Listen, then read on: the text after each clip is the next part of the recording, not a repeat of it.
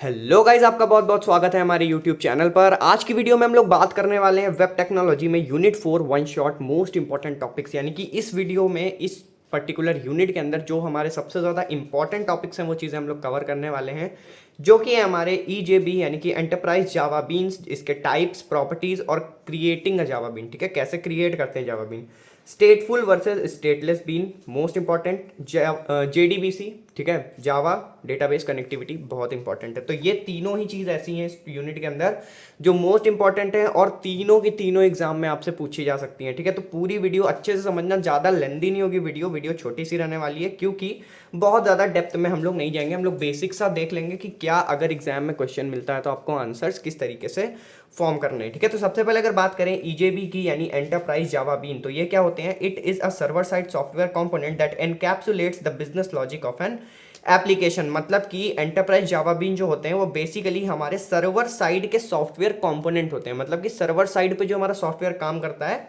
उसके कंपोनेंट्स होते हैं जो क्या करते हैं, इसके अपने अंदर कुछ बिजनेस लॉजिक एनकैप्सुलेट करते हैं। एनकैप्सुलेट करने का मतलब है कि जैसे आप लोगों ने कैप्सूल्स देखे होंगे, अगर आप कभी बीमार पड़े हो या आपके घर पे कोई बीमार पड़ा है तो वो लोग कैप्सूल्स लेते हैं। कैप्सूल के अंदर क्या होता है? मल्टीपल मेडिसिन फिल्ड होती हैं। ठीक है, तो उसी तरीके से ये एक तरीके का कैप्सूल क्रिएट करता है जिसमें मल्टीपल प्रोग्राम्स होते हैं। ठीक है, मल्टीपल क्लासेस होती हैं, मल्टीपल ऑब्जेक्ट्स होते हैं, प्रोग्राम्स होते हैं। ठीक है, तो वो प्रॉपरली पूरा एनकैप्सुलेट करके बिजनेस लॉजिक्स को, ठीक है, यहां पे बिजनेस लॉजिक्स को एनकैप्सुलेट किया जाता है किसी एक एप्लीकेशन के लिए। ठीक है, मतलब कि ये बेसिकली सर्वर साइड का एक ऐसा सॉफ्टवेयर कंपोनेंट होता है जो बिजनेस लॉजिक्स को एनकैप्सुलेट करता है किसी एक एप्लीकेशन के लिए। ठीक है, EJB are designed to simplify the development of large-scale enterprise applications by providing a set of services such as transaction management, security and concurrency control। मतलब कि जो हमारा EJB है वो बेसिकली सिंप्लीफाई करता है डेवलपमेंट को लार्ज स्केल एंटरप्राइज एप्लीकेशन, यानी कि जो बड़े स्केल पे एंटरप्राइज एप्लीकेशंस हमारी डेवलप करी जाती हैं उनको बहुत ज़्यादा सिंप्लीफाई करता है कुछ स्पेसिफिक सर्विसेज प्रोवाइड करके, जैसे कि हमारी ट्रांजैक्शन मैनेजमेंट हो गई, सिक्योरिटी और कॉन्करेंसी कंट्रोल हो गया। ठीक है, कॉन्करेंसी कंट्रोल का मतलब सेम टाइम पे मल्टी थ्रेडिंग की तरह आप इसको समझ सकते हो। कॉन्करेंसी कंट्रोल मतलब एक टाइम पे मल्टीपल चीज़ें की जा सकती हैं। ठीक है, प्रॉपर्टी ऑफ ईजेबी, प्रॉपर्टीज की बात करते हैं। ठीक है, प्रॉपर्टीज में क्या है? सबसे पहले हमारी डिस्ट्रीब्यूटेड, फिर transactional, secure, persistent, component based और मैनेज्ड बाय कंटेनर। डिस्ट्रीब्यूटेड का मतलब क्या होता है? EJB can be distributed across multiple servers allowing for scalability and load balancing. मतलब कि ईजेबी को मल्टीपल सर्वर्स पे डिस्ट्रीब्यूट किया जा सकता है जिससे कि वो ज्यादा स्केलेबल हो जाए और ज्यादा लोड को बैलेंस कर सके। ठीक है, नेक्स्ट है हमारा transactional. EJB support distributed transaction ensuring data integrity and consistency. मतलब कि ईजेबी जो हमारा है वो डिस्ट्रीब्यूटेड ट्रांजैक्शंस, मतलब कि ऐसे ट्रांजैक्शंस जो मल्टीपल सिस्टम्स पे डिस्ट्रीब्यूटेड हो उनको सपोर्ट करता है जिससे कि हमारे डेटा की इंटीग्रिटी और कंसिस्टेंसी मेंटेन्ड रहे। ठीक है, EJB has built in security features including role based access control. EJB के पास हमारे कई सारे एक्सेस कंट्रोल्स होते हैं। ठीक है, जब हम लोगों ने डेटाबेस के अंदर पढ़े थे कॉन्करेंसी कंट्रोल्स में, तो वहां पे ये सारी चीज़ें हम लोगों ने देखी थी कि रोल बेस्ड एक्सेस कंट्रोल क्या होता है। ठीक है, और टाइम स्टैम्प और ये सारी चीज़ें हम लोगों ने वहां पे देखी थी। तो उन सबका यूटिलाइजेशन होता है और उनकी यूटिलाइजेशन से हमारे डेटा को और ज़्यादा सिक्योर बनाता है हमारा ईजेबी। ठीक है, परसिस्टेंट, ईजेबीज कैन बी स्टेटफुल और स्टेटलेस। परसिस्टेंट होते हैं यानी कि ये आइदर स्टेटफुल हो सकते हैं और स्टेटलेस भी हो सकते हैं। अब स्टेटफुल और स्टेटलेस का क्या मतलब है वो हम लोग अभी डेप्थ में देखेंगे आगे। ठीक है, component based EJBs are reusable component that can be deployed in any EJB compliant application server। मतलब कि EJB एक reusable components होते हैं, यानी कि इनको बार बार यूज किया जा सकता है और इनको किसी भी EJB बेस्ड जो हमारी एप्लीकेशन सर्वर्स होते हैं वहां पे डिप्लॉय किया जा सकता है। ठीक है, managed by container, EJBs are managed by the EJB container which handle system level concerns like threading, security etc। मतलब कि जो हमारे एंटरप्राइज जावा बीन होते हैं वो बेसिकली EJB कंटेनर के थ्रू मैनेज किए जाते हैं, विच हैंडल सिस्टम लेवल कंसर्न, जो कि हमारे सिस्टम लेवल कंसर्न यानी सिस्टम लेवल पे जो भी हमारी प्रॉब्लम्स हैं, जो भी हमारी चीजें हैं उनको मैनेज करने का काम करता है, जैसे कि थ्रेडिंग हो गई या सिक्योरिटी हो गई। ठीक है, मल्टी थ्रेडिंग वगैरह हमारी सिस्टम लेवल की ही हमारी कंसर्न्स हैं। ठीक है, by encapsulating business logic into reusable components, EJB facilitate the development of scalable and secure enterprise application। वही चीज है यहाँ पे जो लिखी हुई है कि इनकैप्सुलेट करता है ये बिजनेस लॉजिक्स को, जिससे रीयूजेबल कंपोनेंट्स में, जिससे क्या होता है कि ये एक प्रॉपर स्केलेबल और सिक्योर इंटरप्राइज एप्लीकेशंस को डेवलप करने में हेल्प करता है, ठीक है। तो आई होप ईजेबी का कॉन्सेप्ट आपको समझ में आ गया होगा कि ईजेबी बेसिकली होता क्या है और क्या इसकी प्रॉपर्टीज होती हैं। अब देखते हैं टाइप्स, जो कि बहुत ज़्यादा इंपॉर्टेंट है, एग्जाम में टाइप्स इसके ज़रूर पूछे जाएंगे, ठीक है। सो बेसिकली ईजेबी हमारी 3 टाइप्स की होती हैं। ईजेबी के अंदर 3 तरह की बीन्स होती हैं हमारी। सबसे पहली आती है हमारी सेशन बीन, फिर मैसेज ड्रिवन बीन और फिर एंटिटी बीन। अब सेशन बीन्स क्या होती हैं? सेशन बीन्स भी हमारे पास 2 होती हैं, स्टेटलेस सेशन बीन और स्टेटफुल सेशन बीन। बहुत इंपॉर्टेंट है, 10 नंबर में, ये 5 नंबर में ये क्वेश्चन डेफिनेटली एग्जाम में आएगा, ठीक है। सेशन बीन्स क्या होती हैं? Handle business logics and can be either stateful और स्टेटलेस। ये हमारी बिजनेस लॉजिक हैंडल करती हैं और ये स्टेटलेस और स्टेटफुल होती हैं सेशन बीन्स हमारी, ठीक है।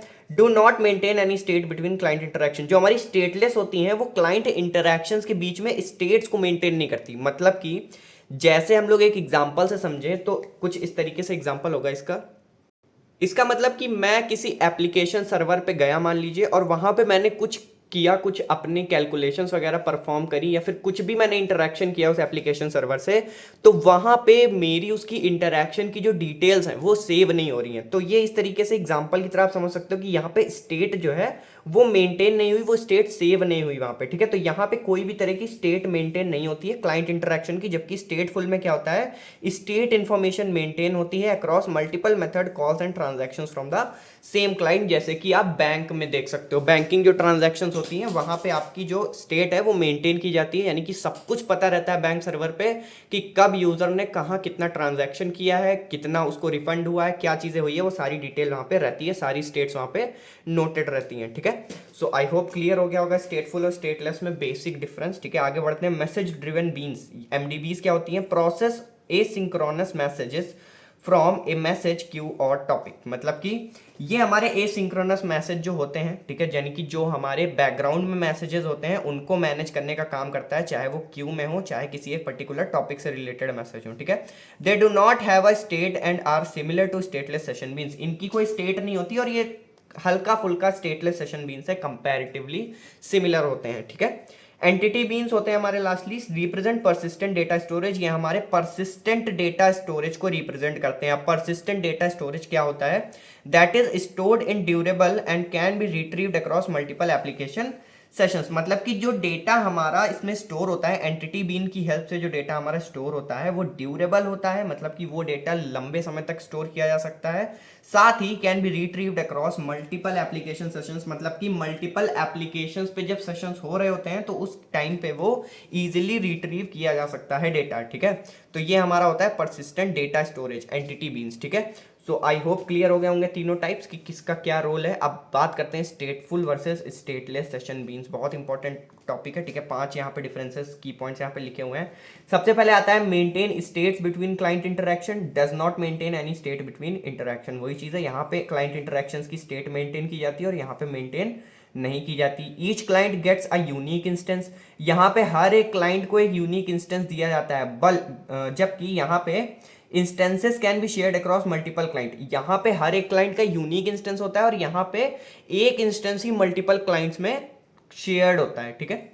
Longer life cycle tied to a client session. यहाँ पे जो क्लाइंट सेशन की लाइफ साइकिल होती है वो लंबी होती है कंपैरेटिवली स्टेटलेस सेशन बीन के, क्योंकि यहाँ पे शॉर्ट लाइफ साइकिल होती है क्रिएटेड एंड डिस्ट्रॉयड पर मेथड कॉल। हर एक मेथड कॉल पे लाइफ साइकिल यहाँ पे क्रिएट और डिस्ट्रॉय होती रहती है, ठीक है। मोर रिसोर्स रिक्वायरमेंट, स्टेटफुल में रिसोर्स रिक्वायरमेंट ज्यादा होती है, स्टेटलेस में रिसोर्स रिक्वायरमेंट कम होती है। सीधी सी बात है, अगर आप कोई चीज मेंटेन कर रहे हो, कोई डिटेल रख रहे हो, तो उस डिटेल को स्टोर करने के लिए भी आपको रिसोर्सेज चाहिए होंगे। तो यहाँ पे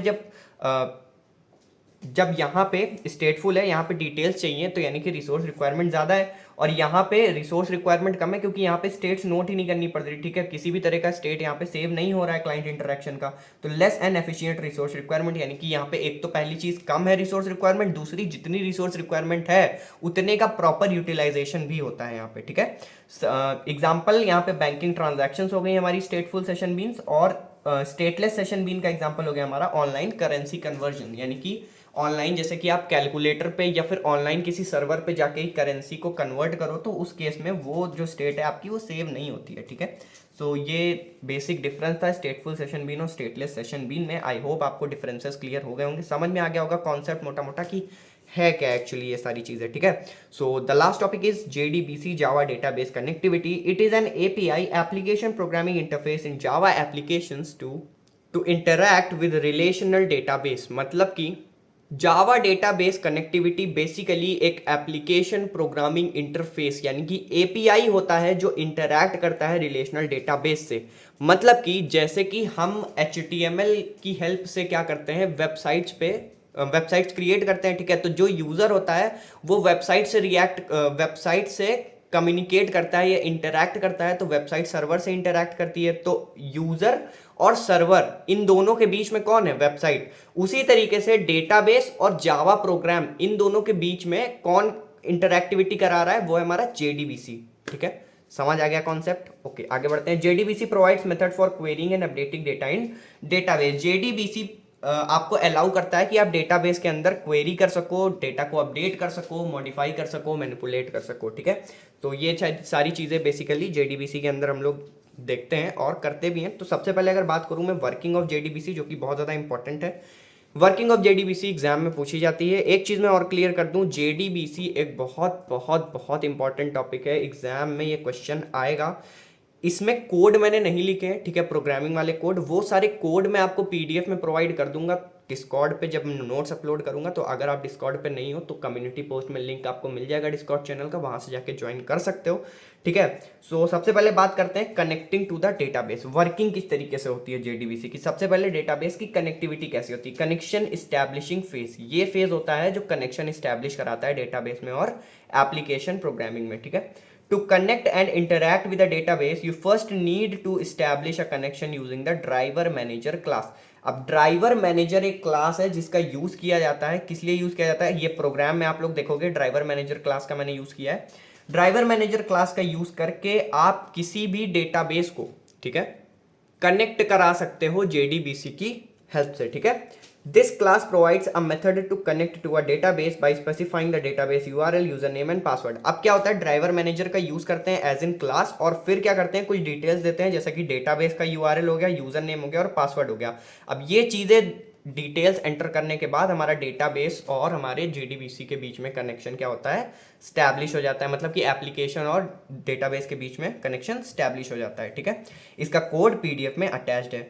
joining and manipulating data with prepared statement. When you need to retrieve and manipulate data from multiple tables, you often use SQL join operations. जब भी हमको आप लोगों को मैंने डेटाबेस पढ़ाया था तो वहां पे भी ये चीज़ बताई थी कि जब भी हमें डेटाबेस से डेटा को मैनिपुलेट करना होता है, डिलीट करना होता है या अपडेट करना होता है, तो हम SQL क्वेरीज का यूज़ करते हैं। और जब भी हमें टेबल्स को ज्वाइन करना होता है तो हम SQL ज्वाइन ऑपरेशंस का यूज़ करते हैं, ठीक है। तो वही चीज़ यहाँ पे लिखी हुई है। Prepared statement is a powerful feature of JDBC that allows you to execute SQL queries, ठीक है। तो SQL queries JDBC में लिखेंगे कैसे, तो JDBC में जावा प्रोग्राम्स के थ्रू हम SQL queries पास करते हैं प्रिपेयर्ड स्टेटमेंट की हेल्प से, ठीक है। ये बहुत इंपॉर्टेंट है। Joining and manipulating data with prepared statement, इसकी हेडिंग का भी नाम है, ठीक है।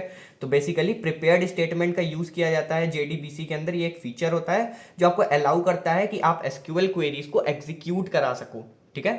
They provide better performance and security by pre compiling SQL statement and preventing SQL injection attacks. मतलब कि ये क्या करते हैं, बेटर परफॉर्मेंस प्रोवाइड करते हैं, बेटर सिक्योरिटी प्रोवाइड करते हैं by pre compiling SQL statement, यानी कि जितने भी एसक्यूएल स्टेटमेंट है उनको पहले से ही कंपाइल करा देते हैं।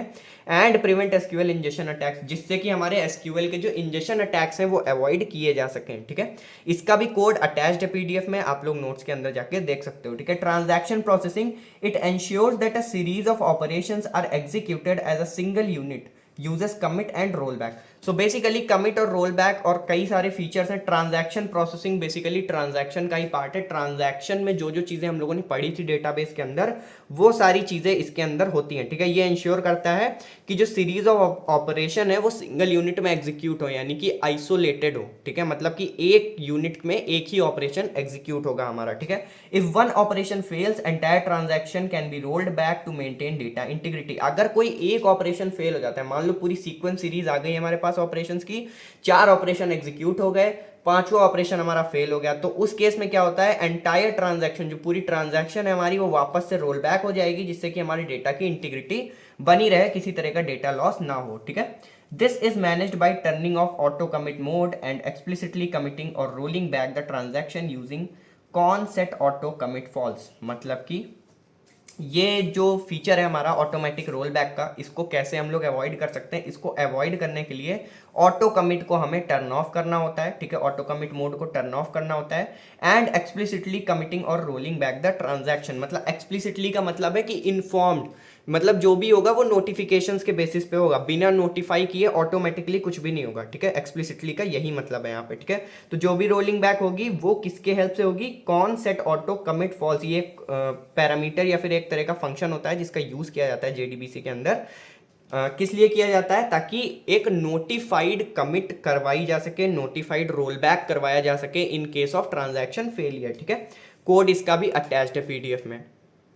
Now the fourth one is stored procedure. These are pre-compiled SQL statements stored in the database. They encapsulate complex operation and can improve performance. मतलब कि stored procedure का सिंपल सा मतलब है जो भी डेटा हमारा stored है ऑलरेडी, ठीक है। तो these are pre-compiled SQL statement stored in the database. ये हमारे जो pre-compiled SQL statements होते हैं वो database के अंदर already stored होते हैं, ठीक है। They encapsulate complex operation and can improve performance. ये हमारे complex operations को encapsulate करे रहते हैं, ठीक है। इसके अंदर जो भी हमारे SQL डेटा, SQL स्टेटमेंट्स के अंदर जो भी हमारी क्वेरीज लिखी होती हैं उनमें कई सारी डिफरेंट क्वेरीज होती हैं जो कि मल्टीपल फंक्शंस परफॉर्म करवाती है। तो वो सारी चीज़ें एनकैप्सुलेट रहती है कई सारे कॉम्प्लेक्स ऑपरेशंस के साथ, जिससे कि परफॉर्मेंस को इंप्रूव किया जा सके, ठीक है। These stored procedures are called using the callable statement interface, मतलब कि callable statement एक इंटरफेस है जिसका यूज करके इन प्रोसीजर्स को कॉल किया जाता है, ठीक है। कोड इसका भी पीडीएफ में अटैच्ड है। सो इस वीडियो में यही चीज़ें हम लोगों को डिस्कस करनी थी कि जावा बीन्स क्या होते हैं बेसिकली, वो सारी चीज़ें हमने देख ली।